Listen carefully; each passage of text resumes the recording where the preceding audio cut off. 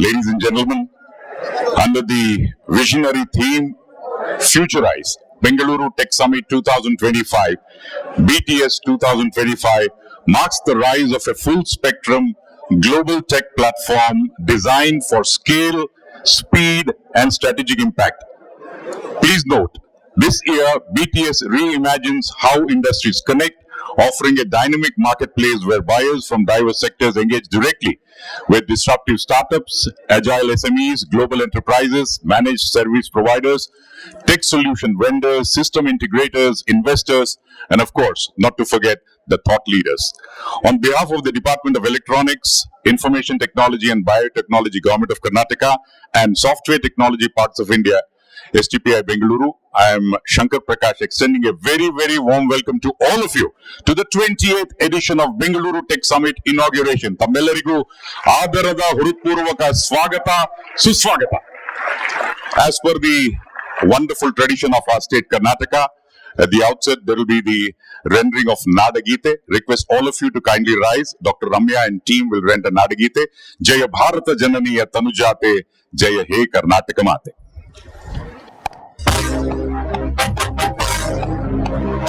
भारत जननी अनुजाते जय हे कर्नाटक माते जय सुंदर दिवन गणनाटे जय हे रस ऋषि गणवीरे पूरे प्रियम कुटन नव मणिये गंधद चंदद उन्निन गणिये राघव मधुसूदन रव धरिसिर भारत जननी अनुजाते जननी तो गुण वेदन घोष ಜನನಿಗೆ ಜೀವವು ನಿನ್ನಾವೇಶ ಹಸುರಿನ ಗಿರಿಗಳ ಸಾಲೆ ನಿನ್ನಯ ಕೊರಳಿನ ಮಾಲೆ ಕಪಿಲ ಪತಂಜನ ಗೌತಮ ದಿನನುಗ ಭಾರತ ಜನನಿಯ ತನುಜಾತೆ ಶಂಕರ ಮನುಜ ವಿದ್ಯಾರಣ್ಯ ಬಸವೇಶ್ವರ ಮನ್ವರ ದಿವ್ಯಾರಣ್ಯ ರನ್ನ ಷಡಕ್ಷರಿ ಪುನ್ನ ಕಂಪಲ ಭೂಮಿಪತಿ ಜನ್ನ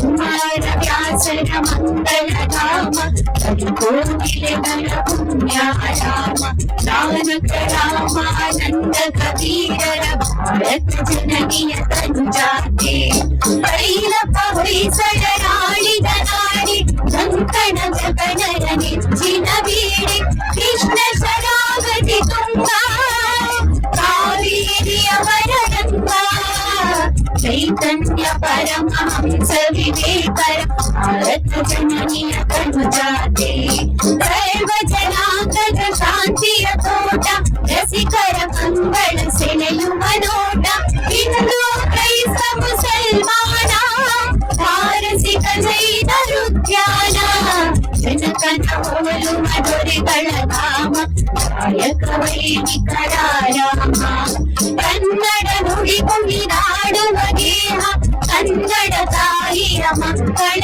ದೇಹ ಭಾರತ ಜನನಿಯ ತನುಜಾತೆ ಜಯ ಹೇ ಕರ್ನಾಟಕ ಮಾತೆ ಜಯ ಹೇ ಕರ್ನಾಟಕ ಮಾತೆ ಜಯ ಹೇ ಕರ್ನಾಟಕ ಮಾತೆ. Ladies and gentlemen, BTS 2025 is where meaningful business happens. Welcome to Futurize. At this juncture, it's my pleasure to request the Honorable Chief Minister of Karnataka, Shri Siddaramaiah, Honorable Deputy Chief Minister of Karnataka, Shri D.K. Shivkumar, the dignitaries to kindly come over and light the lamp to signal the beginning of the inauguration of Bengaluru Tech Summit. I would also request Shri M.B. Patil, Honorable Minister for Large and Medium Scale Industries and Infrastructure Development, Government of Karnataka, Shri Priyank Kharge, Honorable Minister for Electronics, Information Technology and Biotechnology and Rural Development, Government of Karnataka, Shri Sharat Kumar Bachegowda, Chairman Kionics, Excellencies, Mr.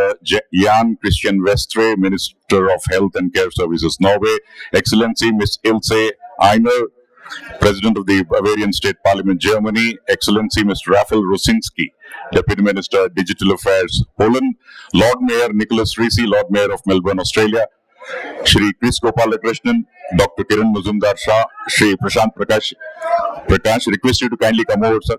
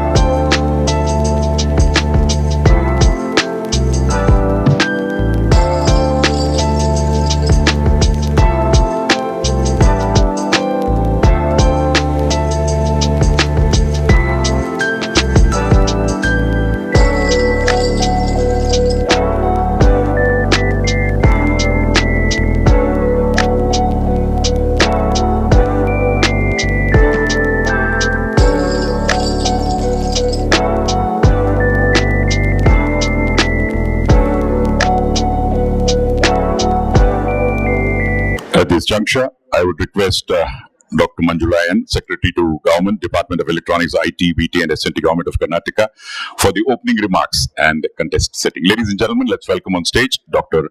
N. Manchula. Good morning, everyone. Ellargu namaskara. It is a matter of great privilege for me to welcome you all to the Bangalore Tech Summit 2025. It's indeed an honor to welcome Honorable Chief Minister Shri Siddaramaiah sir, who is here gracing the occasion and also has kindly inaugurated the event. Thank you very much, sir. I also take this opportunity to welcome our Honorable Deputy Chief Minister, Mr. D.K. Shiv Kumar. Thank you very much, sir.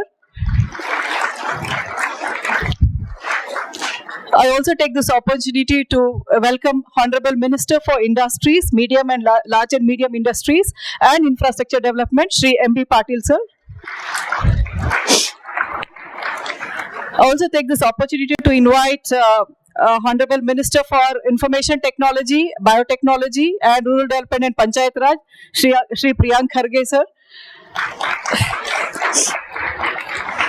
It's indeed an honor for me to welcome Honorable Minister for Health and Care Services, Norway, His Excellency Mr. Jan Christian Wester, the President of Bavarian State Parliament, Ms. Ael Einer, and the Deputy Minister Digital Affairs, Poland, Mr. Rafal Rosinski, the Lord Mayor of Melbourne, Lord Mayor Nicholas Recchi, and all the various delegates. It's also indeed a great honor for me to welcome the chairpersons of the Karnataka Vision Group, Shri Chris Gopal Krishnan, who is the chairperson of the Vision Group on IT Electronics. Welcome to you, sir. Chairperson of the Karnataka Vision Group on Biotech, Dr. Kiran Majumdar Shaw. Chairperson for the Karnataka Vision Group on Startup, Shri Prashant Prakash. And the chairperson of Karnataka Digital Economy Mission, B.V. Naidu. And all the various dignitaries. I also take this opportunity to welcome the chairman of Keynote, Shri Sharat Bachegowda, and also the MLC, Mr. Nasir Ahmed, and also who is the political secretary to the chief minister. A warm welcome to all the delegates who are representing various countries, who have come from various industry, who are investors, who are innovators, who are participating here. Wow, welcome to all of you. Like you all know, this is the 28th edition of the Bangalore Tech Summit. What began in 1998 as a humble beginnings, I may say, with the foresight of our leaders and predecessors, today has grown into this scale, you all can see. And Bangalore Tech Summit, as you all know, has scaled up to this level, and we also moved to a new venue. A lot of fuss that way. This is the first time we moved into this venue, which is supposedly the third largest venue in India. So we are also happy to be here because this is a pretty organized and state-of-art facility which is available. The next thing I must say is the theme which we have adopted this year. It is called Futurize. Futurize because Karnataka government has now decided to focus on the deep tech and emerging technologies. Hence the focus on future and also all of us to rise to the needs of the technology in every possible manner. So hence this time the focus is on areas such as artificial intelligence, semiconductor, digital health, mobility, energy, assistive technologies, deep tech, sustainability, etc. This Bangalore Tech Summit is always a platform for innovation and technology from Karnataka and Bangalore and beyond. So that is the motto with which we have been working. Therefore, there will be a lot of, we have planned about 10 different tracks promoting this exchange of ideas, covering deep tech, semiconductors and electronics, digital health, Bangalore US Tech Conclave, Finverse, Energy and Climate Technologies, AI Universe. Also this time a special focus on women in technology, assistive technology and inclusive innovation. Hence promoting inclusivity, diversity and accessibility. So as you all know, Karnataka and Bangalore is probably the is considered as the global technology hub for startups. A lot of evidence to prove that. I must say we are ranked 14th in the global startup ecosystem index, report index, 10th in the startup blink. We also constitute about 43%, we also promote about 43% of India's software exports, which is about $50 billion. I think Bangalore is that way endowed with all the 4 prerequisites which are required to promote an ecosystem of this nature, namely human capital, the finance, the policy framework, and the digital infrastructure. Coming to the talking about human capital, I think we have an excellent talent pool. This is probably supported by the numerous colleges we have and the universities which we have, which we are home to. Karnataka is home to more than 52 universities, 270 engineering colleges. We have more than 1,700 polytechnics and industrial training institutes, and also the premier academic institutions of the world class are here, namely the Indian Institute of Science, Indian Institute of Technology, Indian Institute of Management, Indian Institute of Information Technology, and so on and so forth. We are about the 50% of AI talent pool is in Karnataka. And the software engineers, we are a population of 13 million, and about 2.5 million are software engineers residing in Karnataka, in Bangalore specifically. The 13 million population and 2.5 million software engineers here. So Karnataka has been instrumental in promoting the startup ecosystem, like we all know, we are well known for. We have about 18,000 startups in Karnataka, of which 13,000 are in Bangalore. And the startups have raised about 70 billion US dollars in the last 10 years.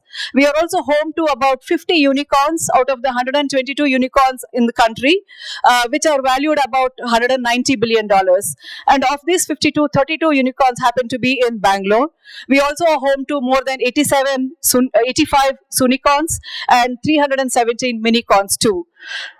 This is also facilitated by the policy framework and the policy support provided by the government. I think probably we are the pioneering state which promoted its first IT policy much before the other states started off. We are now today on the sidelines also launching the third version of 3.0 IT policy also. So we also have various other policies supporting the ecosystem, namely the startup policy. And by the way, on the sidelines, we are also unveiling the 2.0 startup policy of Karnataka. Likewise, we also have the aviation, visual effects and gaming and comics policy, AVGC policy for short, the electronic semiconductor design and manufacturing policy, ESDM policy for short, likewise the GCC policy, the data center policy, the biotech policy, and now today we'll also be unveiling the first ever space tech policy of the state. The conducive policy framework environment has been very instrumental, and of course all the credit goes to the partners in this ecosystem that we look up to, namely the vision group chairpersons, the industry leaders, the innovators, the various diplomatic relationships we have, the global alliances which we have, and the various academic bodies which we work with. Apart from this, we also are promoting through various other the policies also generally support in the form of broadly in the form of incentives and interventions. Incentives to startups in the form of grants, which are free grants, which are untied grants for them to spend on whatever they need to grow their startups or grow their ideas. Likewise, the industries are also supported by, apart from land which is provided by the industries department, lot of incentives in the form of waiver of duties, tax exemptions, tax holidays, interest waiver, and a lot of other similar financial incentives, including sometimes even right up to the employment related incentives like taking over the burden of the provident fund, employment insurance and things like that.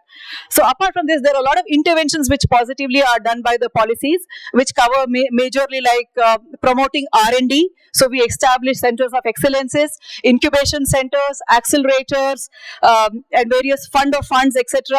And then beyond this, we also have investor connect, training and help support to the startups, etc. So centers of excellence, we are home to about 16 centers of excellence cutting across various sectors. And today we are on the anvil of launching 3 more, which will be covering the defense technologies called Deftronics and quantum and also the agri-tech. So the 3 more centers of excellence have been recently cleared by the government and will be shortly launched. So the Bangalore Tech Summit, another new feature of the Bangalore Tech Summit 2025 is the Future Makers Conclave, which probably looks at the new age entrepreneurs, new wave of entrepreneurs who are likely to benefit. This is a forum where the new age entrepreneurs will get to interact, understand the technology and the innovation ecosystem. They probably get to interact with various investors, the industry, the representatives, and also have a good opportunity to network and understand how the innovation and technology system works. With these words, I would like to say that BTS has thrived on this kind of a collaboration between government, industry, startups, and investors, as it unlocks a lot of potential for the startups in the form of visibility, access to networking, pitching, and also to raise funds. At the same time, for the industry to probably invest in potential ventures. So I welcome you all to Bangalore Tech Summit. Hope we all of us have a very meaningful and useful and rewarding participation. Thank you all. Once again, I extend a warm welcome to all of you, and thank you all for giving me this attention. Thank you. Karnataka has always been the pioneer in terms of several initiatives which have set a benchmark in the entire country. Thank you, Dr. Manjula, for the opening remarks and context setting. Well, ladies and gentlemen, STPI is also the co-host of the Bengaluru Tech Summit. I would request Shri Sanjay Tyagi, the director of STPI Bengaluru, for his address. Ladies and gentlemen, please welcome Dr. Shri Sanjay Tyagi. Honorable Chief Minister of Karnataka, Shri Siddaramaiah ji. Honorable Deputy Chief Minister of Karnataka, Dr. Shri D.K. Shivkumar ji, Shri M.B. Patil ji, Honorable Minister for Large and Medium Scale Industries and Infrastructure Development, Shri Priyank Kharge ji, Honorable Minister of Electronics and Information Technology. I would like to say hands-on information, the Minister of Electronics and Information Technology, Biotechnology and Rural Development, Panchayat Raj Government of Karnataka. Captains of the industry, ladies and gentlemen, it's a proud privilege for me to standing over here and being the co-host of this event. STPI is the co-host of this event for last 28 years. And believe me, that being a director of STPI Bangalore is one of the most coveted posts in the entire country, because you are working with such a wonderful ecosystem. STPI is under the Ministry of Electronics Information Technology, Government of India. We are implementing foreign trade policy of the Government of India, along with the various policies which has been envisaged by the Government of Karnataka. Why it is a coveted location? Because the 44% of the total exports from the country is being contributed by the Karnataka. That is why the 1700 STPI and the ESTP units under our umbrella is contributing 44% of the export of the country. The export in the 24-25 was 4.6 lakh crore, and it is able to create 1 million direct jobs and 2 million indirect jobs. And I'm very glad to tell you that the financial year of 25-26 will be far, far better than the last year, and will be crossing 5.43 lakhs crores in 25-26. That comes out to from somewhere $57 billion, which is actually increase our share in the national exports. So that's why STPI is playing a very significant role in implementing the Government of India's GCC policy along with the state government. And I'm very glad to tell you that 30% of the GCC are present in Karnataka out of the entire, out of the nation. We are very grateful for the state government for bringing so many policies in the startup ecosystem. And LEAP is one of the policies which is being implemented by the Honorable IT Minister. And I've been told that there are many foreign universities. There is a Berkeley University who want to do this case study and to find out how this scheme is being implemented in such a wonderful way and transparent way. More than 1,000 startups have been nurtured by under this scheme, wherein 50 lakh rupees is being given a grant in aid to those startups. I congratulate the leadership of the Honorable Chief Minister, Deputy CM, and the IT Minister for this wonderful initiative, sir. Thank you very much for this. STPI have also implemented one scheme known as India BPO scheme, which we have made for taking the industry to tier 2 and tier 3 cities. And that scheme have also been very, very successful in the state of Karnataka because of this ecosystem. As Dr. Manjula told, that they are setting a lot of center of excellence, center of entrepreneurship. STPI have also taken an initiative to set up 3 centers of entrepreneurship over here. One is being supported by Mr. Kharge and Government of Karnataka. That is into the efficiency augmentation. And we are very grateful for that. In entire country, we have set up 24 center of excellences, out of which 1,034 startups are right now being graduated and accelerated. Besides that, we are having a huge startup pavilion over here, and I will request to the Honorable Minister to visit that startup where we have brought 150 startups from all over the country, along with the KDEM. KDEM have also brought some 100 startups. So out of 500 startups, we are having 250 startups from STPI and KDEM, which makes it a wonderful place for all the investors to visit, all the mentors to visit, and look at them at the deep tech, deep tech startups which are flourishing in the state of Karnataka. This initiative, reflect our deep commitment towards making Bengaluru as a startup capital of India and hopefully of the world one day. We are also implementing a lot of policies of the electronic manufacturing cluster scheme of the Government of India, and those schemes are very successful because of the support of the Honorable Minister and the local government. And we once again thank for making us a co-host of this event. And I once again thank to the entire ecosystem for the Karnataka for making the IT industry so successful. Thank you very much. Software Technology Parks of India has played a seminal role in establishing India as an information technology superpower. Thank you, Shri Sanjay Tyagi. Well, ladies and gentlemen, we have several international dignitaries gracing the occasion.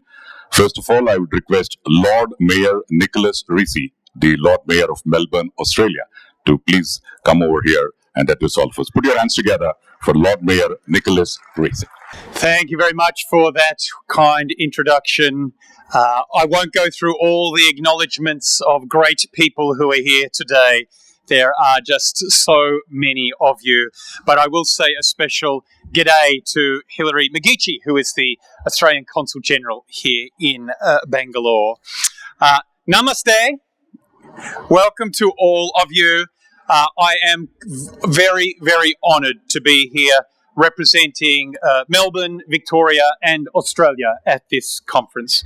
We are extraordinarily proud of Australia's capabilities, which will be on show here at this extraordinary world-leading tech summit. I should say, on a personal note, that my dad was a pioneer here, coming from Australia to Karnataka in the 1990s. Helping to bring technology from the automotive industry here and help step up some early technology businesses here. So he is very, very proud and pleased, I can tell you, that I am here today. I'm also very pleased to say that we have enormous representation here of Australian companies who have a very strong presence here in Karnataka. From ANZ Bank, Anco Kmart, National Australia Bank, Telstra, as well as the universities of Deakin and the University of La Trobe. Last night I witnessed 5 product launches for new and emerging Australian companies, 2 of which are from my home city, MyGigsters and AssureDocs, all doing real business here in Karnataka and India. I also want to acknowledge that the La Trobe University has established an Australia-India Bio-Innovation Corridor with the Bengaluru Bio-Innovation Centre. The first cohort of winners was in Melbourne just last week, an extraordinary, talented group of people. On Saturday night in Melbourne, we had our Night of Nights, celebrating people doing great things in our city. One of the winners of that award was a company called AccuSensus. They are a road safety technology company that operates in Karnataka and in the city of Pune. AccuSensus uses road safety technology, AI, that picks up speeding, people not wearing seatbelts, people using their phones when they are driving. And that technology is now being used here in India. Indeed, it has halved the number of road fatalities on the Mumbai-Pune Expressway. Indeed, this Australian business, a Melbourne business, is saving lives here in India. I'm pleased to say also that I'm the first Lord Mayor of Melbourne ever to visit Bengaluru. I'm proud to be joined by a very significant delegation, which includes Councillor Andrew Rouse and the Deputy Lord Mayor of Melbourne, Rashina Campbell. I know here in India you are very proud of the Indian diaspora and what they have accomplished around the world. Well, Rashina, stand up, Rashina, so everybody can see you. Rashina is the first Indian Australian to hold the position of Deputy Lord Mayor in our city, something which we are very pleased and very, very proud of. My message to you today is very simple. Australia is open for business, and we are reaching out to you, looking for new opportunities to cooperate and to collaborate. Australia, in fact, has now one of the world's biggest in diasporas, over 1 million. In my city alone, over 400,000, close to 500,000 actually, people are Indian Australians. Melbourne is the biggest city in Australia now, having recently overtaken Sydney. We are the fastest growing city in Australia as well, and the fastest growing component of that of our city is our growing Indian community. A human bridge between Melbourne and Australia and India, which we want to foster and grow. So, in conclusion, and I also should say that in Melbourne and in Victoria we have some extraordinary universities, and we're pleased to say that we now have leading universities that are delivering coursework under a partnership in India, as well as a result of our new National Education Plan. One of those alumni is indeed, who we are most proud of, is with us today, and that is Kiran Mazumdar Shaw. Give it up for Kiran, everybody. So in conclusion, let me say again that Melbourne is very much open for business. We live in a world where there is a lot of change happening. We are seeing new trade barriers go up, tariffs. That's not our approach in Australia. In Australia, we see opportunity, new opportunity, to engage like never before, whether that is tech businesses, biotech, students, visitors, people who want to start a new life as well. They are all very welcome in Australia, and we are here at this conference with the biggest delegation that we have ever brought from Australia to say we want to do business. We're reaching out like never before, and we very, very much look forward to the Bangalore Tech Summit. Thank you very much, everybody. Dhanyavad. We also have with us the Deputy Minister of Digitization, Poland, Excellency Mr. Rafał Rosinski. I would request Mr. Rafał to please come over. Ladies and gentlemen, let's welcome Excellency Mr. Rafał Rosinski. Namaste. Good morning. I would like to welcome all of you in my Polish language also. Dzień dobry. Distinguished guests, ladies and gentlemen, it's a great honor to join you today at the Bangalore Tech Summit 2025. Here in this dynamic city, the heart of innovation in India and Asia. Let me first thank the government of Karnataka and the organizer for creating this truly global platform.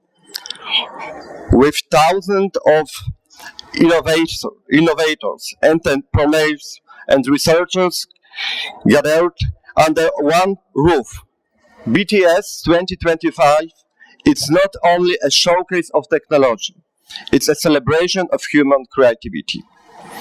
This year's theme, Futurize, reminds us that the future does not simply happen. We build it, and we must build it responsibly, inclusively, and together. As Minister of Digital Affairs, I see three priorities before us. First, to connect people, ensuring that digital transformation reaches every citizen and every community. Second, to collaborate across borders, because innovation grows stronger when nations share knowledge, talent, and trust. And third, to innovate responsibly, guided by ethics, transparency, and sustainability. Let us this summit to turn ideas into action and technology into progress that serves humanity. On behalf of my country, I congratulate the organizers and all participants. I wish you inspiring discussions, meaning partnership and lasting impact. With that, it's my pleasure to officially open BTS 2025. Thank you very much. Ladies and gentlemen, at this juncture, I would request the Honorable Minister for Large and Medium Scale Industries and Infrastructure Development, Government of Karnataka, Shri M.B. Patil, to address all of us. Bandhugale Swagatisi, Shri M.B. Patil. Good morning, namaste, namaskara. On this great occasion of the inauguration of the 28th edition of Bangalore Tech Summit, our Chief Minister, Sri Siddaramaiah, who inaugurated this great summit, Deputy Chief Minister, Sri D.K. Shivakumar, the man at the center stage today and the heart of this Tech Summit, our IT Minister, Sri Priyank Kharge, Sri Sharath Bachegowda, Chairman of Keynote, Minister of Health and Care Services Norway, His Excellency Mr. Jan Christian Vestre, President of Bavarian State Parliament Germany, His Excellency Ms. Sainer, Deputy Ministers, Digital Affairs of Poland, His Excellency Mr. Rafael Rosinski, Lord Mayor of Melbourne, Australia, Lord Mayor Rico Rastries, Sri Chris Gopal Krishnaji, Dr. Kiran Majumdar Shah, Sri Prashant Prakash, Sri B.V. Naidu, Nasir Ahmad, our Chief Minister's Secretary, Advisor, and all the distinguished guests, Consul Generals of various countries, speakers, innovators, entrepreneurs, and partners of around the world. It gives me a great pride to be part of this Bangalore Tech Summit 2025, a platform that has, over the years, evolved into one of the most respected and globally relevant gatherings on innovation, technology, and the future of human progress. This year's theme, Futurize, aptly captures the spirit of the times. We are witnessing a shift where deep tech, artificial intelligence, biotech, and sustainability are converging to shape economies and societies alike. It is undeniable that our state is the talent engine of the tech economy in the country. It is home to over 800 research and development centers and 100 plus chip design houses, and has nurtured over 18,300 startups. Many of them in the most cutting edge areas of AI, deep tech, quantum computing, space tech, and so on. No wonder then that we top the India Innovation Index year after year. However, we know that we can't afford complacency. We have recently allocated 600 crores to back our entrepreneurs working in AI, ML, quantum computing, robotics, advanced manufacturing, and sustainability-focused innovation. My own department, the industry department, has been focused on attracting marquee leading tech investments across various sectors, whether this be the drones, semiconductor equipment, or solar and GOTS. We also emphasize heavily on Industry 5.0 and other cutting-edge practices. We are also setting up Queen City near Bangalore, focused on knowledge, well-being, and innovation, a statement of our intention to foster and develop R&D across various sectors. We aim to provide a complete ecosystem within the earmarked 5,000 acres to enable entrepreneurs, scientists, and innovators. We have also demarcated a dedicated semiconductor park of 200 acres with all the facilities. This will also act as the center for all semiconductor innovation in the state and soon the country. We are serious about leading the next way of innovation, particularly deep science and frontier technologies, from R&D parks to startup accelerators. We are strengthening the foundations for global innovations to thrive in Karnataka. We are also focused in preparing our young people for the industries of tomorrow. The most recent announcement regarding the establishment of a Center of Excellence on AI and Computing in Dharwad is a strong signal of this very intent. Our partnerships with industry and academia are creating job-ready programs in AI, ML, robotics, cybersecurity, and biotech, and embedding innovations into the core of our education system. Karnataka continues to lead with progressive policies in ESDM, mobility, biotech, and startup incubation. Our vision is not just to be India's innovation capital, but a trusted global partner in co-creating technological solutions. We are actively working with countries like Japan, the US, Germany, Singapore, and many other more countries, European countries, Australia, to bring R&D investments and global best practice to Karnataka. As we begin this landmark edition of BTS 2025, I urge all participants to see Karnataka as more than a mere destination, but as a partner in technology, in innovation, and in shaping the future of the global economy. I once again congratulate my IT minister, Sri Priyank Kage, to hosting a wonderful event here, a world-class event in Bangalore. Thank you. Bangalore. At this juncture, I would request Excellency Ms. Ilse Aigner, President of the Bavarian State Parliament, Germany, to please come over and address all of us. Let's give a round of applause and welcome. Dear ladies and gentlemen, namaste. Allow me to briefly introduce myself. I'm the President of the Bavarian Parliament, but previously I served as Federal Minister of Food and Agriculture and as Bavarian Minister of State for Economic Affairs, Energy and Technology. I'm currently here in Bengaluru on a delegation trip with my Presidium of the Bavarian State Parliament, and as a part of this trip we have the opportunity to visit this impressive event, the Bangalore Tech Summit 2025. First, let me express being in your city in the very first time. I'm really delighted to have the pleasure being here at the Bangalore Tech Summit. I already learned a lot, and I will take quite few memories back home. This Tech Summit is Karnataka's flagship event, a symbol of global excellence in the fields of innovation, digital transformation, and technological progress. Here, you don't just talk about future, you shape the future.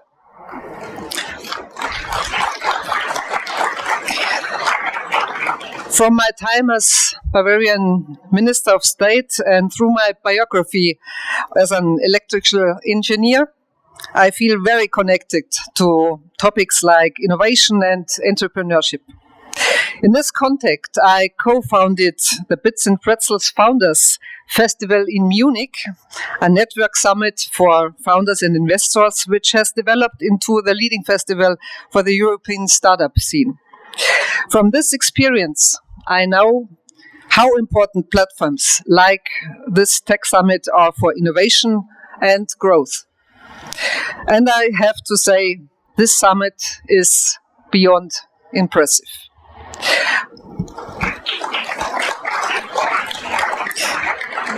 I want to extend warm greetings from the Free State of Bavaria and its parliament. We are proud to stand alongside our Indian friends and partners at this significant platform. The Bangalore Tech Summit brings together visionaries, innovators, and policymakers from across the globe. So it is a must for us to be here, offer showcases and ignite projects, next steps, and new ideas. Allow me to take the opportunity to highlight the important role of the Bavaria India office, also known as Invest in Bavaria, located here in Bengaluru. Established in 2021, Invest in Bavaria is the official representation of the Free State of Bavaria in India. For more than 2 decades, this office has served as dynamic and effective bridge between Bavaria and India for trade and investment and political cooperations. Today, hundreds of Indian companies operate in Bavaria, while many of our Bavarian global players have significant operations in India. Now, this is what I call success. However, thank you very much. However, ties between Karnataka and Bavaria are much stronger than business relationships. The parliamentary democracies, we share democratic values and principles and the freedom that comes with it. It is our common goal to strengthen and expand this connection as well. Bavaria is proud to participate at this summit. Our presence here reflects the importance of our global innovation partnerships. As a European leader in advanced technologies and applied research, Bavaria shares with Karnataka a common drive towards shaping future technologies that are sustainable, secure, and inclusive. In this spirit, I extend a warm invitation to Indian startups, scale-ups, and established enterprises to explore Bavaria as your gate to Europe. With our cutting-edge research institutions and our vibrant startup ecosystems, Bavaria offers Indian companies a perfect platform for global expansion and sustainable success. I would like to encourage you to get in touch with our office here for any information, assistance, or hopefully much more. Bavaria is ready for your business. Let me conclude by expressing my sincere appreciation to the government of Karnataka for its enduring partnership and friendship. Together, through forums as the BTS, we will continue to build bridges between our peoples, our economies, our democracies, and our shared future. Thank you for listening. I now request Excellency Mr. Jan Christian Vestre, the Minister of Health and Care Services, Norway, to please come over here and address all of us. Let's welcome Excellency Mr. Jan Christian Vestre.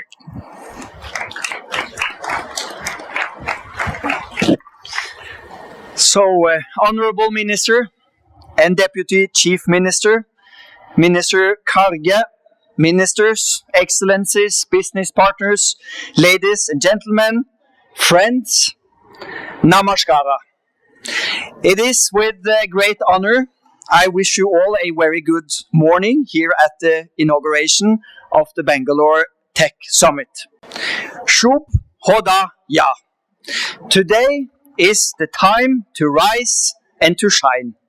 Today is the time to shape tomorrow's world and to live up to the catchphrase of this Tech Summit, igniting Futurize. As Minister of Health and Care Services of Norway, I have to say I am deeply impressed by India's and yours developments and ambitions in digitalization and technology. You are actually leading the world here. Countries around the globe have taken notice at how India and this region has built out a fully digital public infrastructure. The way you have shown way in making services digital and bringing them seamlessly to people at population scale, the biggest in the world, is nothing short of incredible. The world, including Norway, has so much to learn from your solutions. Therefore, I am very delighted to be in Bangalore today to witness India's IT capital up front. The aim of the Norwegian government is also ambitious. We want to become the world's most digitalized country. And to get there, we need digitally transformation in our entire public sector. The healthcare sector is at the forefront. Achieving this ambition requires stronger governance and coordination across public sector. But friends, it also requires the best ideas, the foresighted minds. Global trends in communicable and non-communicable diseases, demography, an aging population, and climate change are significantly impacting our healthcare sectors. And this approach requires an acceleration of innovation and digitalization. We need to pursue sustainable solutions to promote a healthier population and to ensure robust and sustainable health service provision. Friends, we need to futurize. The key to success is within our great audience here today. I am most certain about that. Businesses are the backbone of our economies, our prosperity, and our future. Tomorrow's solutions are in your clever heads and hands. As the former Minister of Trade and Industry in Norway, I'm very proud that we concluded on the Trade and Economic Partnership Agreement between the EFTA countries, including Norway, and our beloved friends in India. This agreement with India is not only about trade, it is also about strengthening our strategic cooperation. In a turbulent world with geopolitical tensions, nothing could be more important. Norway, therefore, has a large business and government delegation to BTS this year. This is a testament that Norway is a true partner for India on the digital journey ahead of us. Friends, I invite all of you to take part in the Norway country session later today, titled Tech Solutions from the North, MedTech, Digitalization and Cybersecurity. So friends, I wish you every success in your endeavors here at the Bangalore Tech Summit. May we all rise to the occasion and may we all futurize. Nama, Bangalore, thank you so much for your attention. I would now request the Honorable Deputy Chief Minister of Karnataka, Shri D.K. Shivkumar, to please come over here and address all of us. Bandhugale, ಜೋರಾದ ಕರ್ತಾಡನೊಂದಿಗೆ ಸ್ವಾಗತಿಸಿ ಶ್ರೀ ಡಿ.ಕೆ. ಶಿವಕುಮಾರ್, ಗೌರವಾನ್ವಿತ ಉಪಮುಖ್ಯಮಂತ್ರಿಗಳು, Karnataka. Namaskar. Good morning. Good morning.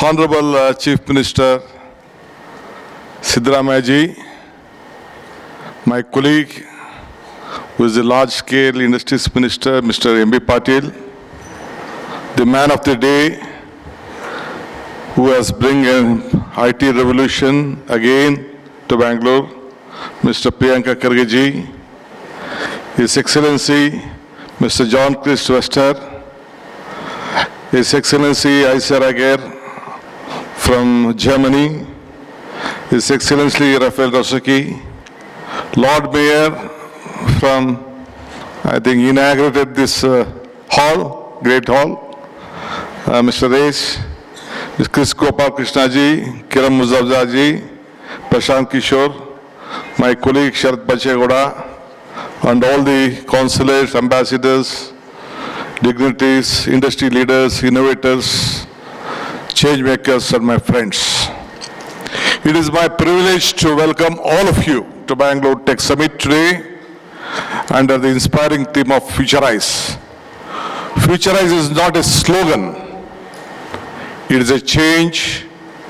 It is a call of action. A commitment to anticipate change, innovation, to build the foundation of tomorrow and today. You all have made Karnataka and Bangalore proud for coming here. The success of Bangalore lies on the confidence you have restored on us today being participate on this great event. Today I stand before you not only as the Deputy Chief Minister of Karnataka, but as a voice of every participant, partnership, every investment, and every voice of the idea which you are here, that can shape a better global future for the right here in Karnataka. This Bangalore Tech Summit 2025, as my friend said, the 28th edition of the flagship IT event of Karnataka, is started in 1998. And I was also the minister at S.M. Krishna's regime who laid the foundation on 99 to 2004. Then I was the urban development minister during Krishnaji's time, who played a part in shaping the prestigious event. Bangalore Tech Summit is in Asia, is one of the largest in the world, as you have agreed. Many of you acknowledged this event reinforces Bangalore's position as the IT capital of the world. For the first time, the event has moved from Bangalore Palace to this Bangalore International Exhibition Center. I'm very happy 25 years back I only gave this license to start this great center. At that point of time, I was in the UD ministry. But today, 16 nations are participating in this event. All the 30 states from all over the country have been participating, and we have 1,200 exhibitors, 15,000 delegates, 10,000 startups, and more than 60,000 attendees are on the way to participate in the next 3 days. We are expecting about 550 speakers all over the world to participate in this event. Karnataka rise an IT powerhouse in neither is not an accident nor a coincidence. Incentive from the government, from the private sector has made Karnataka what is today. Karnataka, as my friend said, that this is the state where the new IT policy was first started in this country. Karnataka also started the first IT department. Bangalore is next city. It is an idea, it is a movement, and an ever-evolving engine of transformation, as my global leaders who just said, commented on Bangalore. Often we refer this as the garden city. Today, you know that it is not only a Silicon Valley of India and the startup capital of Asia. Bangalore stands convening and heritage with the high-tech culture and cosmopolitan traditions and transformation. At the same time, I think you all agree that this is a city with health and education only. As you know that in education, my secretary was telling you about the number of engineering college, number of IT professions which we are producing every year. In Bangalore, we have more than, the population of Bangalore is 25 lakhs of IT professional. 13 lakh are there in California. Imagine the strength of quality IT professional. Though our population is 1.4 crores, almost 20% IT professional stands in this country and in this city, which we are proud. Today you are looking at many of the friends from global are inviting all of us, all of you, to be a part of this event. Many world leaders have come to Bangalore. Instead of going to Delhi, the prime ministers have said that the world leaders have come to Bangalore, then going to Delhi. This shows the confidence which you have shown to this garden city. The city is not only, my chief minister was telling to one of my friends as we entered, welcome to the what you said, this the weather, the culture, and he was telling that this is the city with great, I think, the air-conditioned city, the entire city connecting to other part. So Bangalore has more than 400 RD and centers which is here. The presence of 500 Fortune companies in income, or 12,000 active startups, making it one of the densest startup of the hubs globally. This city contributes over 40%, as all my friends said, more than 40 to 44% of the Indian software exports. I don't want to tell much more on Bangalore. You all know Bangalore well. But one thing I would like to tell you, technology and talent are the Bangalore twin pillars. Bangalore's strength lies just in infrastructure and policy initiatives. You know that I would like to tell you, we have more number of engineering colleges, more number of paramedical, we have more number of medical colleges, and a great talent pool very long back. We have, there is no surprise that all the 5 talented, the top 5 AI talented cities in the world, this is there. We recognize talent, technology, innovation, investment, flourish only in the foundation are strong. That is why our government is accelerating infrastructure at high speed. But one thing I would like to tell you, that we know that you have trust in us. You have come to Bangalore, you have belief in us. We know that what is your problem. We are there, we are coming out with the greatest one of the infrastructure in these recent times. We are investing more than 1.5 lakh crores for the development of various infrastructure on mobility and various things. We know that we are coming out with about 41 kilometers of double-decker, twin tunnel, elevated corridor, buffer roads, and Bangalore business corridor about 131 2 kilometers to see that this traffic will come down. Anyway, be confident in order to help us and coordinate. Again, we are looking out in the next year. We are starting with a NRI. The government is starting up with a separate secretariat for the NRI investment, which globally many leaders are meeting me every day. We are coming out and developing the world-class city near Birdi with a AICT also. Lot of leaders are discussing on that. We are building an second international airport at the south of Bangalore. Already my industries minister is working out on that. There are no other city to match Bangalore at weather and culture. Anyway, I don't like too much things. This is I am meeting many bankers, meeting many fund creators, they are coming to us to help us, to fund us. That is why, because we have a great strength in every matter. The world leaders, the business leaders, ambassadors are meeting me regularly and presenting away their about importance of this city. Setting up in the intention of to settle down in Bangalore. Many of them want to settle back in Bangalore. As you said that we all are coming with a special policy to give more importance to, again I would like to tell you, we are coming out with a new policy for rural children, that the CSR, I would like to request all the industries leaders we are here, we are coming out with the new policy on CR, that we want to see that the rural education will grow a bit stronger. Apart from the city, I think you all should help us on this regime, so that as we have to move to the second tier and the third tier city for the better growth.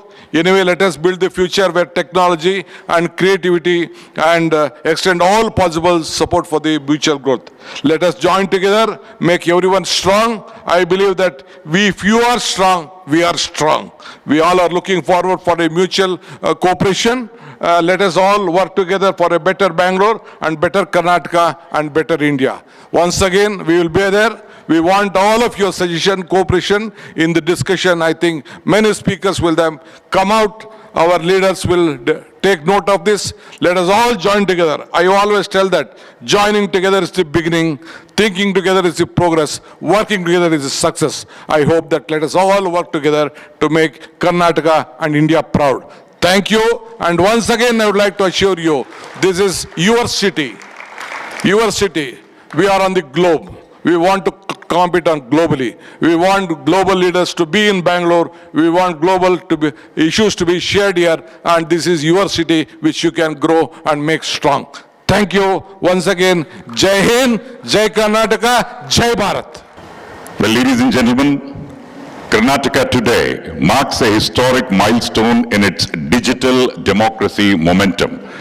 We have an affordable, open source and energy efficient solution designed to empower every citizen. You must be wondering what I'm talking. Well, I'll not keep you waiting for long. Here we go. 3, 2, 1.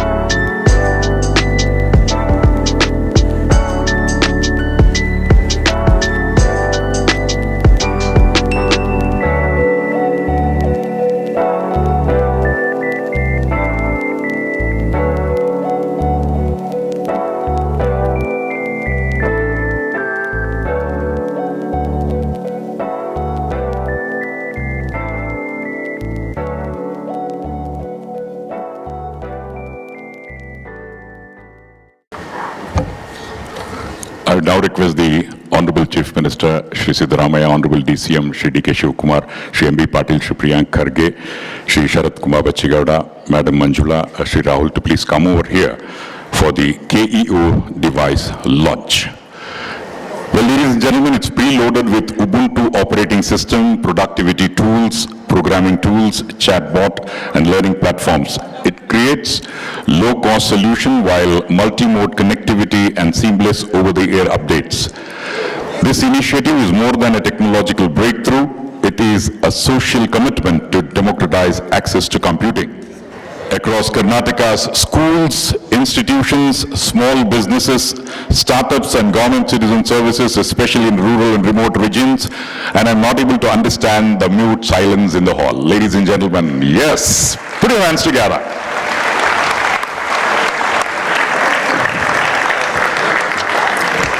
This is another major pioneering initiative by the government of Karnataka.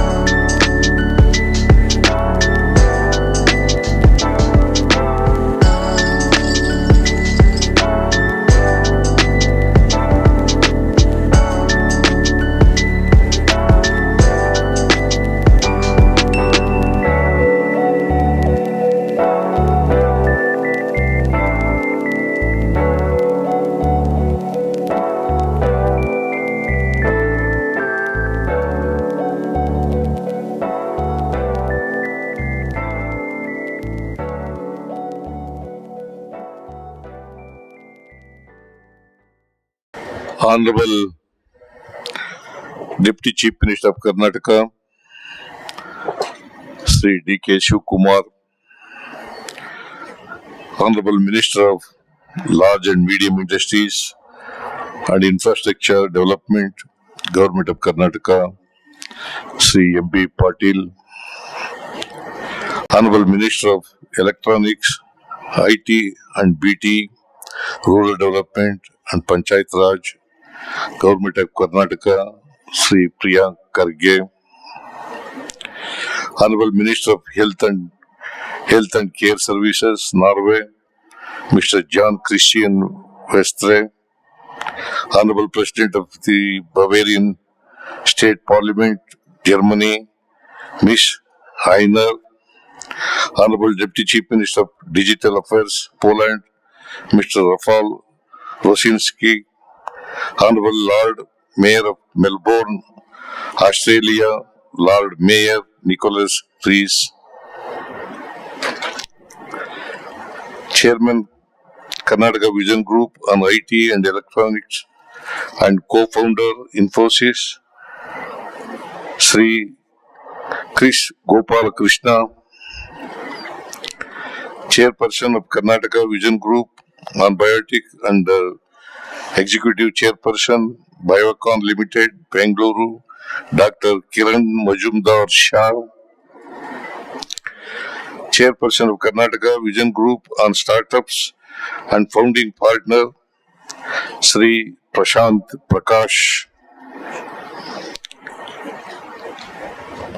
Chairman of Keynote, Sri Sharath Kumar Bachegowda, and member of the Legislative Assembly, Sri Nasir Ahmad, Political Secretary to Chief Minister, Director General of Software Technology Parks of India, Ministry of Electronics and Information Technology, Government of India, Sri Arvind Kumar,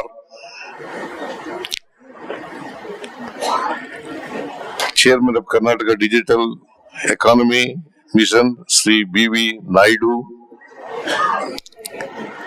all officers of the state,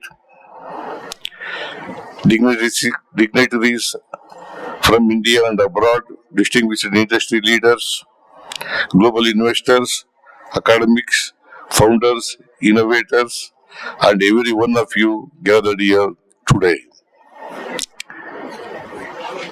Friends from media, ಎಲ್ಲರಿಗೂ ನಮಸ್ಕಾರ.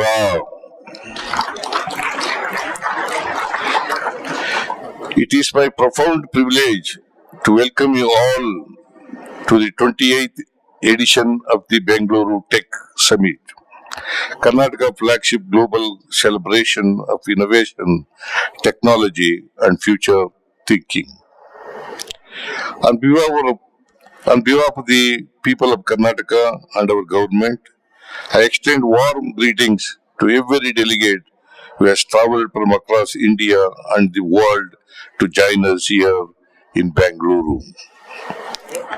This is an extraordinary gathering of visionaries, creators, and change makers who are here to build a future that is smarter, inclusive, and transformative.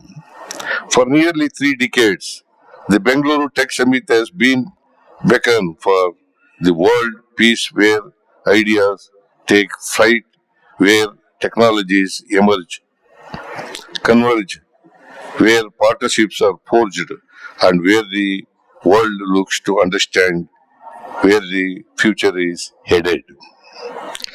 The Bangalore Tech Summit 2025 is more than an event.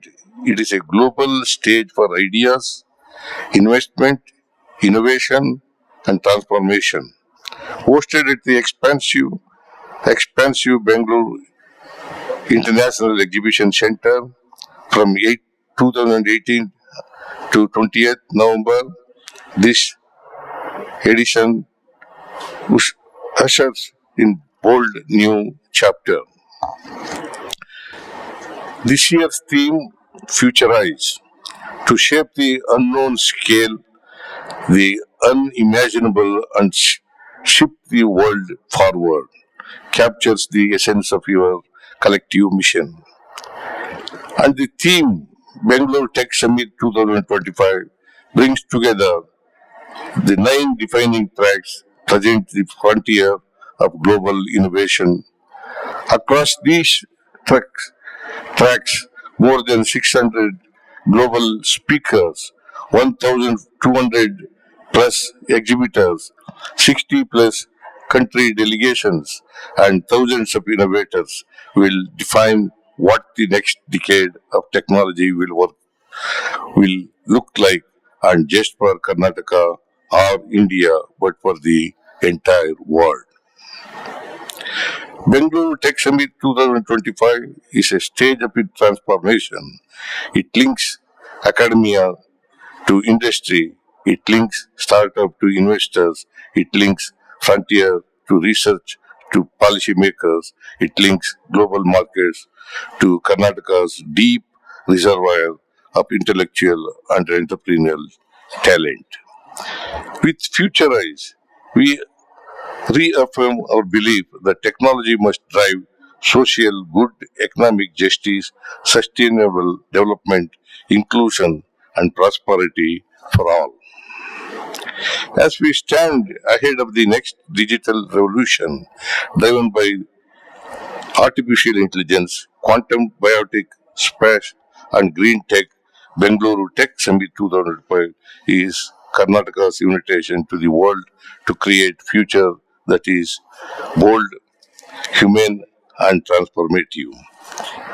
For decades, Bangalore has been celebrated as the Silicon Valley of India, but today it stands as something much larger, a global epicenter of innovation, talent, research, and technological leadership. Karnataka's rise as a technology powerhouse is no accident. It is the result of every visionary policies, deep institutional strength, and an ecosystem that nurtures creativity and excellence at every stage. Karnataka is powered by one of the world's strongest knowledge ecosystems. We are home to 85 universities, 243 engineering colleges, and nearly 1,800 ITIs. The state's workforce demonstrates a low unemployment rate of 4.3%, highlighting productivity and employability. Our city hosts premier institutions such as IIC, IIM, IIT, NCBS, GNCSR, NIMANS, DRDO labs, ISRO centers, and several world-class private universities, creating an unparalleled intellectual ecosystem. Bengaluru has become synonymous with entrepreneurial energy. Karnataka is home to over 16,000 startups, and the state accounts for nearly 47% of India's total startup funding. Karnataka is India's largest R&D and product development hub. We contribute 42% of India's IT exports, valued at 3.2 lakh crore, growing at rapid 27% on year. The state hosts more than 550 global capability centers, which is nearly one-third of India's total. Over 400 of the Fortune 500 companies have operation in Bengaluru. Bengaluru is also a hub for semiconductors, aerospace, defense, biotech, electronics, manufacturing, animation, and gaming, and deep tech. When global innovation finds a home in Bengaluru and Karnataka, it scales up for the world. Karnataka has always led India in policy innovation too. We launched India's first IT policy in 1997 and continue this leadership with new policies. At this summit, we are also taking historic step with the launch of 3 transformative policies in Karnataka: Information Technology Policy 2025-2030, the Space Tech Policy 2025-2030, and the Startup Policy 2025-2030. With this data-driven, emerging technology ready, Karnataka Information Technology Policy 2025-2030, we aim to transform the state into a global destination for innovation and deep tech. With the tech policy 2025-2030, we aim to position Karnataka as India's leading space technology hub, capturing 50% of the national market and 5% globally by 2034. The new startup policy is being launched, and this policy aims to enable the creation of 25,000 startups over the next 5 years through strategic interventions in funding, market success, infrastructure, talent development, and social inclusion. This forward-looking governance enhances Karnataka's competitiveness in rapidly evolving global tech landscape. Investors repeatedly choose Karnataka for its stability and predictability. We remain one of India's top states for FDI inflows, global partnerships, and multinational investments. The ecosystem blends world-class engineering, transparent policy, strong IP culture, and vibrant global communities. Our business environment is supported by top-tier legal, financial, and technical expertise along with strong global connectivity. Above all, Bengaluru's temperate climate, multicultural character, and open civic culture attract people from across the world. Simply put, Karnataka offers everything business require,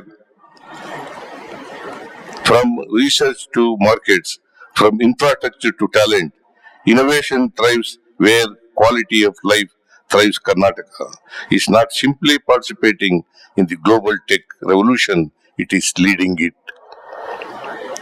Our commitment also extends to building future-ready infrastructure for deep science and advanced engineering. We have established centers of excellence in artificial intelligence, cybersecurity, data science, animation, and robotics. Karnataka is the first state in India to launch a dedicated roadmap for quantum technologies. A defining feature of our approach is inclusivity. Through the Beyond Bengaluru initiative, we are consciously decentralizing our technology economy by developing Tier 2 cities as the next generation innovation clusters. This is not merely an economic strategy, it is a commitment to equitable growth. Every district in Karnataka must have access to the opportunities of the digital age. Every young person, whether in metro or small town, should have the chance to build a career in high value technology and research. At the heart of our governance model is a commitment to transparency, friendship, predictability, and stability. Karnataka continues to be India's most trusted destination for investors because our policies are clear, our approvals are streamlined, and our regulatory environment is built on trust. Companies that come to Karnataka know that they are not merely investing in a location, they are partnering with a state that understands technology, respects talent, and stands firmly for long term progress. Our message to the world is simple and sincere,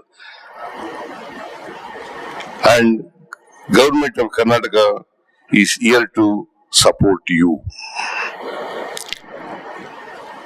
Whether you are a global company seeking to establish an R&D center, a startup building your first prototype, and academician conducting frontier research, or an investor searching for transformative ideas, Karnataka is our home.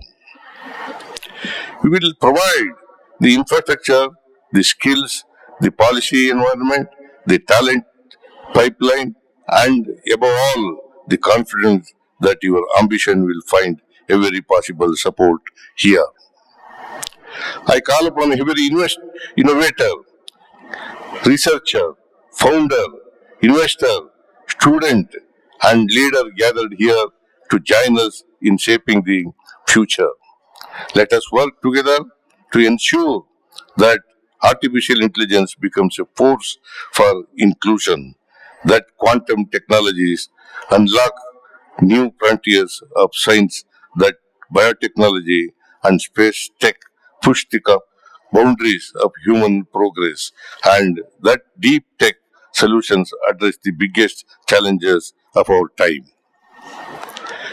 And to the people of Karnataka, your energy, your creativity, and your aspirations are the cornerstone of our technological journey.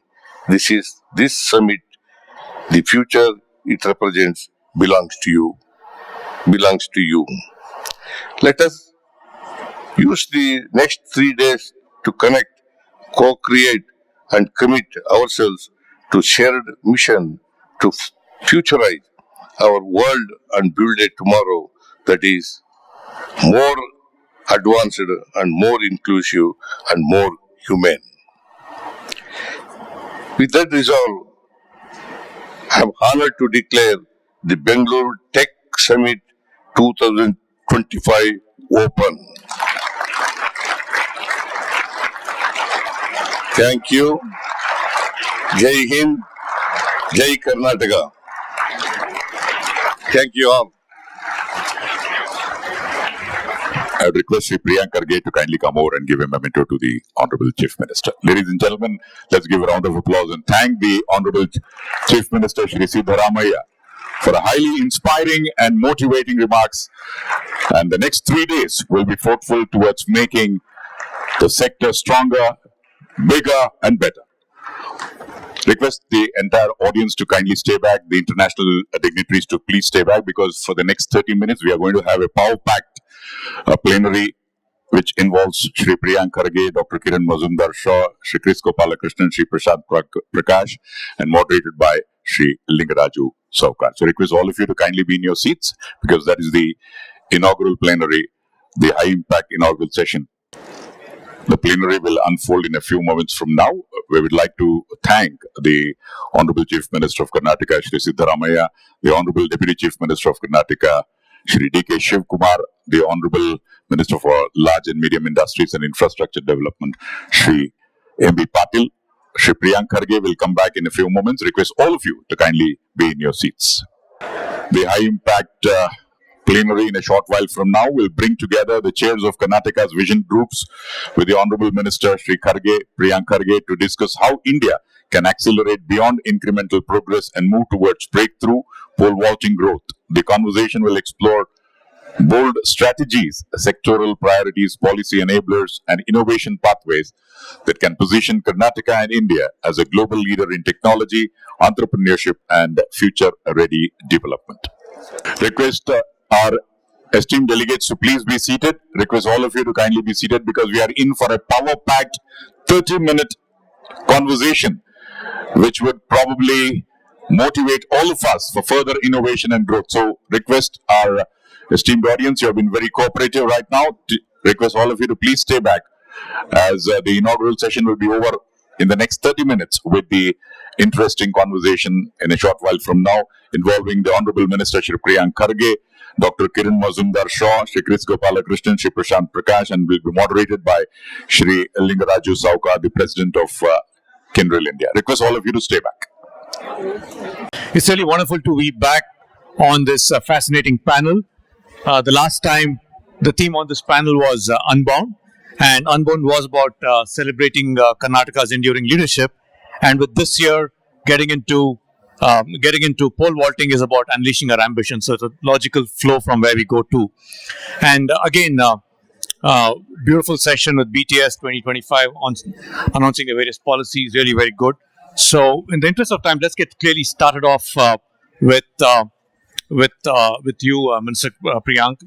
Clearly being at the helm of policies, bringing out all the right policies across, and more importantly, making Bangalore, Karnataka as a destination place for various investments across.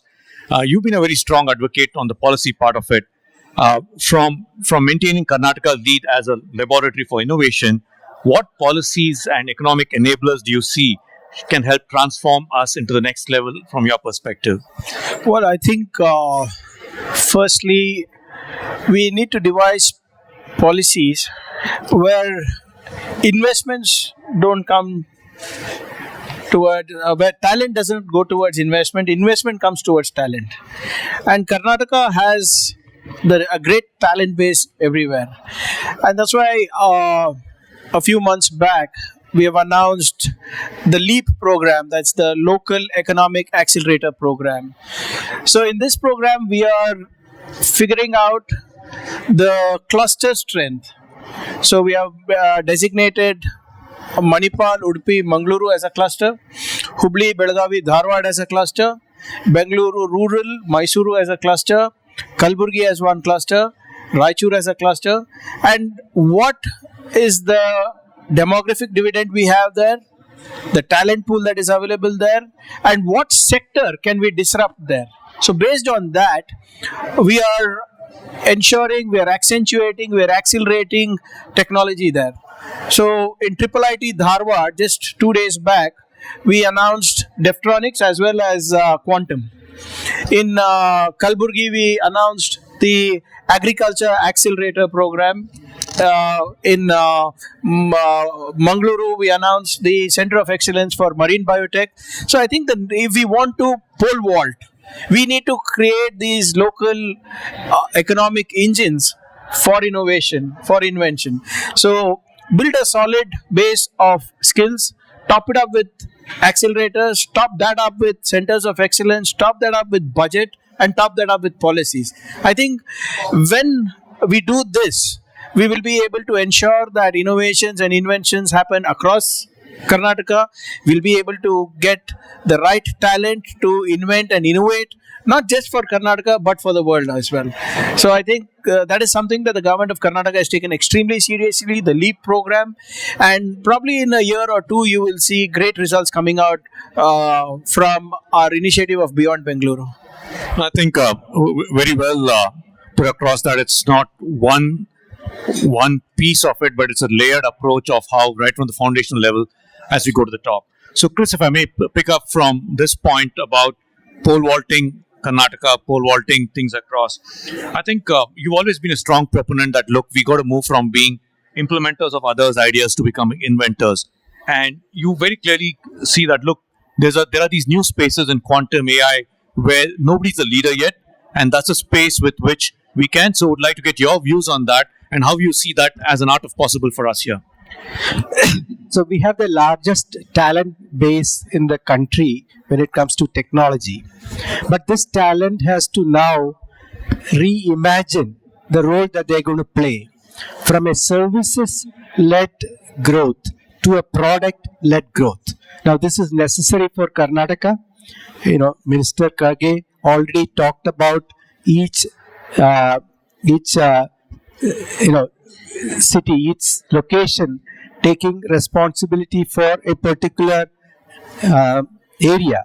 So with that in mind, our professionals will have to think about what are the white spaces in these areas and how can they build products in those areas where nobody is yet a leader, but we can now become a leader.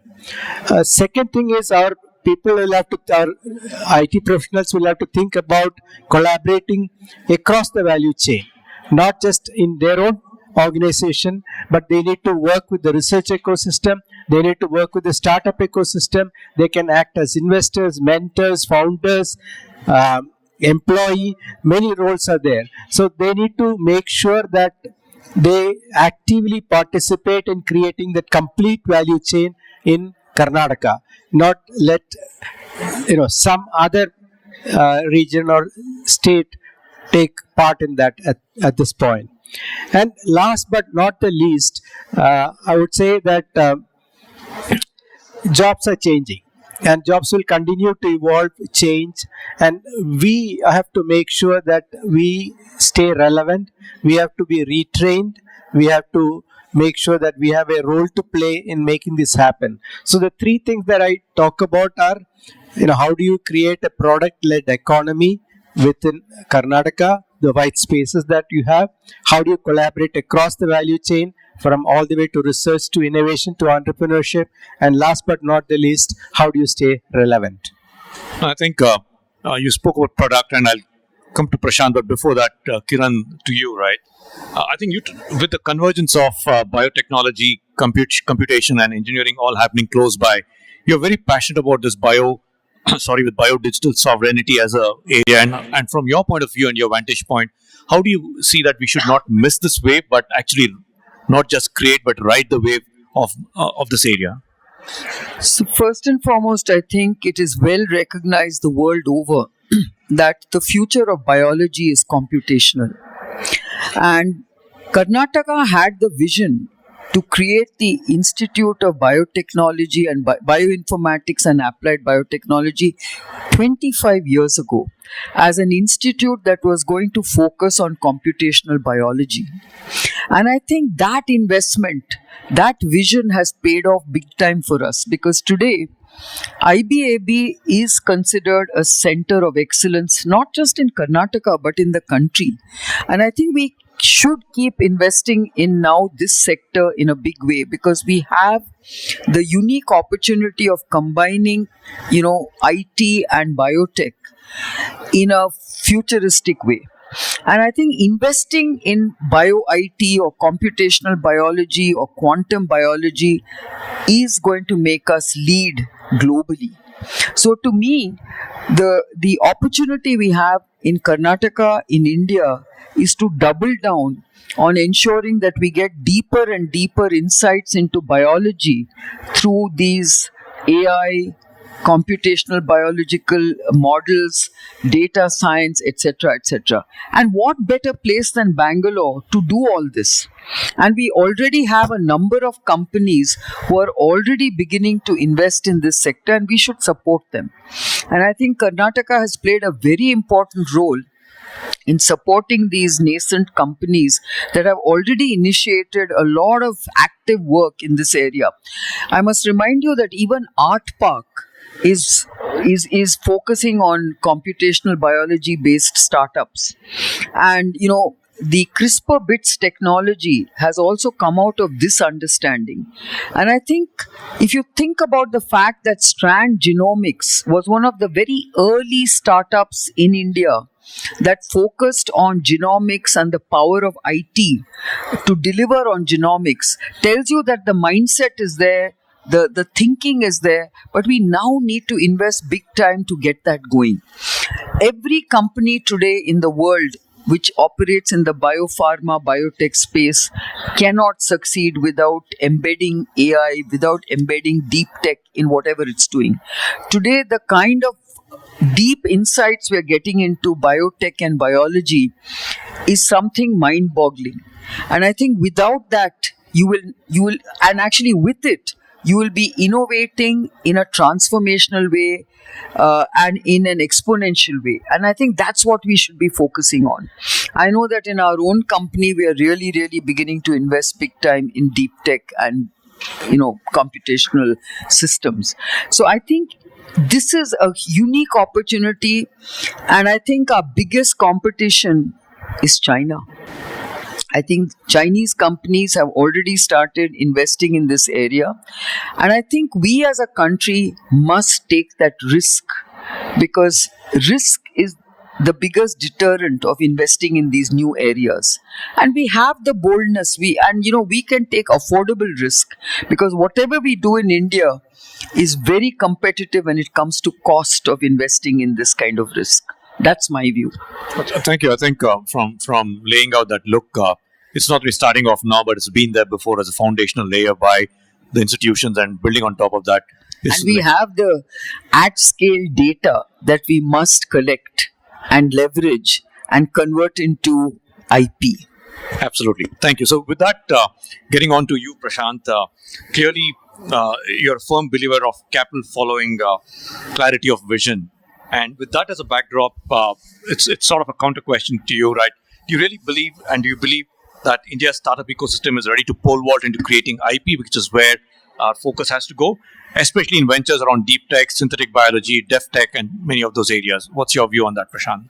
Yeah, I think just taking from where Chris was talking about India's capability to transform itself from just coding to product creation, I think our entrepreneurs today are able to become innovators and are going beyond just building apps for urban convenience. I mean, we have built enough convenience apps for our cities, but I think what we really need now is capabilities that give our nation leverage and the ability to use our sovereign capabilities, not only just in biology, could be in defense, could be in semiconductors, space tech, across the board. And these were areas that startups were not necessarily there. But I think the policies that the government has done has built those bridges between ISRO and startups, the space tech policy, in electronics, the policy, and in defense, the ability to now 30% of all defense budgets are going to be electronic, something to do with AI and tech. autonomous technologies are going to overtake most of traditional defense tech. And for that, I don't think there's anything better than startups to be able to build these technologies. Now, when you talk about pole vaulting, one of the biggest advantages we have, and Kiran spoke about that, the momentum we are able to build in product innovation through frugality. And I think that is going to be a major element of our, our startup ecosystem. The second aspect is I think we have used Jugaad for so many things. I think where we have not used Jugaad is for our IP. So I think the new RDI scheme and a lot of the initiatives from our state actually give startups the capabilities to land global IP from anywhere in the world into India and replicate it here. I think we don't have another 10 years to build all the IP and all the academic capabilities for this. I think what we have is very ingenious and very capable startup entrepreneurs who'll be able to accelerate and build this as a lab for innovation by leveraging global IP. And I think this is what will make a big difference. So the speed with which you saw startups adopt and deliver everything in 10 minutes to your home, by the way, that 10-minute delivery at home does not happen anywhere else in the world, only in India. I think we have similar capabilities that we need to apply for deep domain areas and IP that is going to leverage, the startup entrepreneur being able to leverage global IP and frugality in India. I think connecting what Chris said about from services to product and the way you spoke about, look, we have to move. We've done great work in delivery of services or to the homes, but now through apps, we're now getting to real product engineering. I think I want to go back to one, double click on what you said, Minister Priyank, which is about the demographic, getting investment to where the talent is and linking that back to the demographic dividend that India really has. You've championed programs like Yuva Yuga and Future Skills and many of those areas. So what are the top two changes that we must need to bring to India's education to employment as a thought process, if you want to take that as an area? Well, that's a very difficult question to answer because the technology is changing so dynamically. We are unable to keep up. It's just not Karnataka or India, anywhere in the world. But what we have done is to ensure that we don't miss out the emerging technology skill sets. We have formed a small council, which is headed by me and the skill minister, to figure out where each sector is headed with respect to their skill sets. So it could be cybersecurity, it could be financial services, bioengineering. So we are talking to over 200 industries and getting their feedback on what could be the possible skill sets that might be needed for the next 10 years. So, like you said, the Yuva Yuga program was earlier. That got disrupted. Now we have the Nipuna program, wherein we are spending more than 300 crores on reskilling and upskilling people in emerging technologies. So we are talking to industry, we are talking to different sectors, we are trying to understand where they are headed and what is it that we could do to ensure that their talent that they already have stays relevant, number one. Number two, what is it that we could do to ensure our current crop who are in the universities are more employable than ever before. So the idea is to skill locally so that they can work globally. Our talent is no more limited only to the Karnataka ecosystem or the Indian ecosystem. I'm sure that whenever you speak to any of your colleagues abroad, where your CEOs, CTOs, everybody is looking for talent. When I speak to ambassadors, when I speak to council generals, they're all saying they're looking for skilled people. And the government of Karnataka understands this and is ensuring that we bridge this gap as quickly as possible. Because if I try to put it through the academic council, through a group of experts, it's going to take me at least a year or so. By the time the academic council vets it, evaluates it, comes back, it's you cannot do it this academic year, sir, we'll take it up next academic year. One academic year is 4 financial quarters. So that disruption is something that I, as an IT minister or as an industry, industry minister, cannot wait for.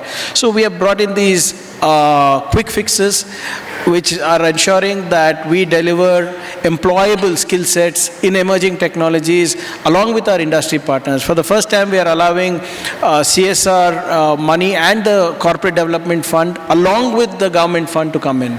So it's just not that we are just making a policy by isolating the industry. We are working with the industry. We are putting our money in it. We are asking them to put their money in it.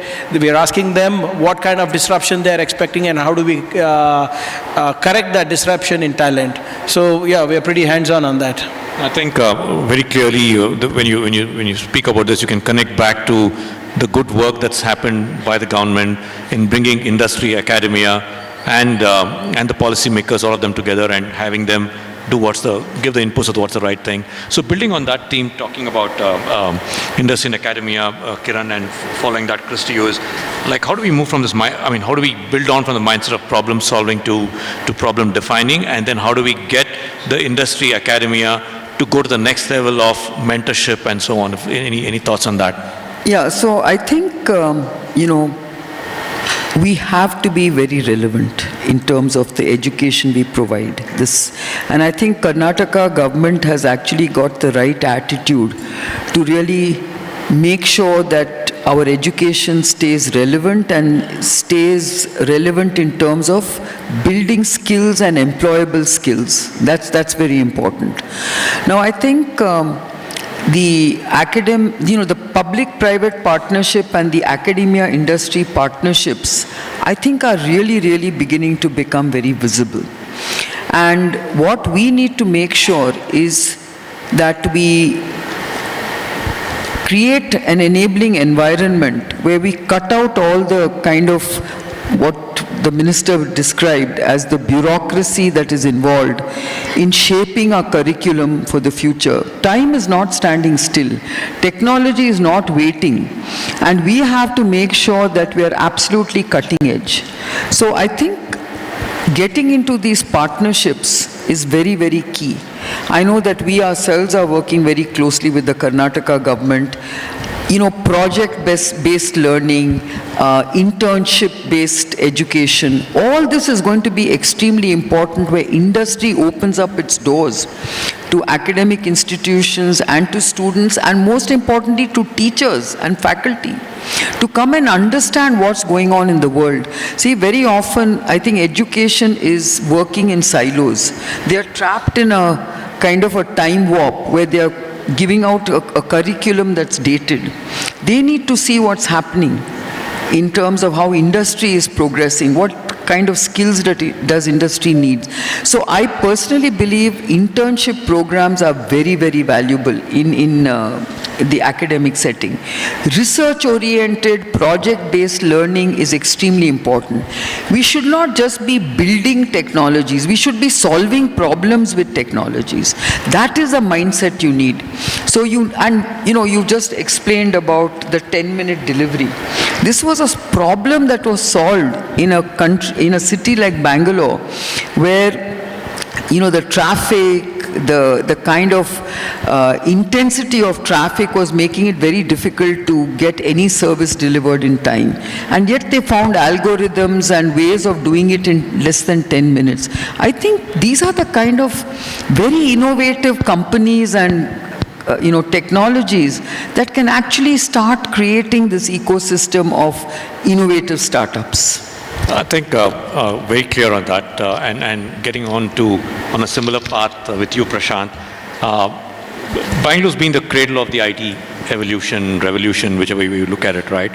What role will Bangalore play in becoming the pole vaulting capital of the innovation economy, like the way you call it, as an opportunity for us? Yeah, so just to be a bit more specific on the types of innovation for deep tech, deep tech is a very broad term, and so I think one definition I would like to usually use is that deep tech becomes more commercial and real when you can replicate it and manufacture it. So bringing something out of the lab means that you'll be able to actually build the required capabilities to replicate that deep tech technology. So that's usually these days called advanced manufacturing. So advanced manufacturing is manufacturing that is grounded in deep engineering, and we have a very cost-effective, large base, and our talent density is not limited. I think the only talent density we have seen is IT folks, right? But we have a large engineering talent base that now we can deploy into advanced manufacturing, but we never use them. China used them quite a bit, but they've been, of course, in the forefront of what you would call as, high volume assembly manufacturing. Of course, China is really getting into the advanced manufacturing, but I think we can leapfrog there. We should pole vault. We should get into advanced manufacturing. I mean, there is value for, the assembly kind of manufacturing, because you do employ a lot of people, but our leverage is not going to come from there. So product-led innovation, process-led innovation, and equipment-led innovation. So all these three forms of innovation will foundationally somewhere leverage AI. And maybe AI in process innovation just makes things, faster and more efficient. So in each of them, so being able to do this in a deep domain manner, like Kiran was saying, in biology, the domain depth will be very different. In aerospace, the domain depth is going to be very different. So a combination of all of this is what will help us pole vault. I just want to add to that. One of the things we should remember is we have come up with some really path-breaking innovation even in the past. But we must make sure that that innovation scales up. And we have population scale markets which we must leverage. We cannot allow really cutting-edge innovation to dwindle or to fail because we don't have enough commercial success. Kio is an example. It's a very innovative product. It is serving a very big need. And between government and private sector and public sector CSR, we must make sure that it scales up. We lost a big opportunity when we developed the world's first handheld, multilingual device, the Simputer. That should have been a worldwide success. But as an under-resourced country, we did not have government procurement because it was actually designed for mass-scale education. And it was going to serve a big purpose, just like what we are planning for Kio. But we failed to make a commercial success of it, and by the time, we even thought about it, iPad, Palm Pilot, everything came in and they just crushed the opportunity that we could have created with Simputer. So these opportunities are very, very small and narrow in terms of its time window.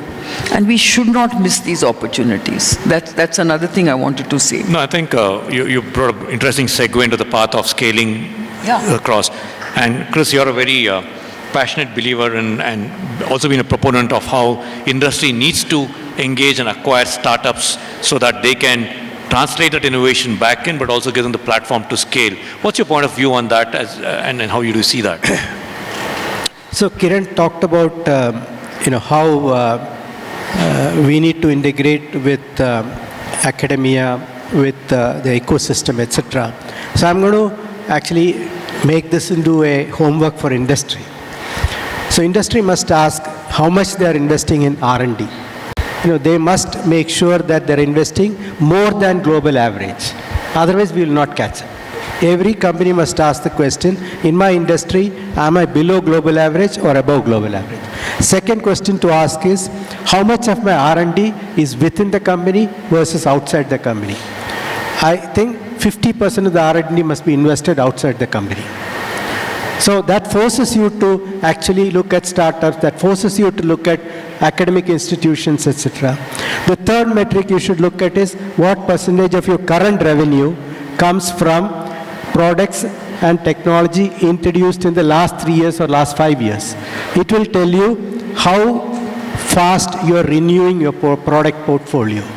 With such simple metrics and tracking this, and I would request the boards actually to ask this question to the CEOs and the senior leadership.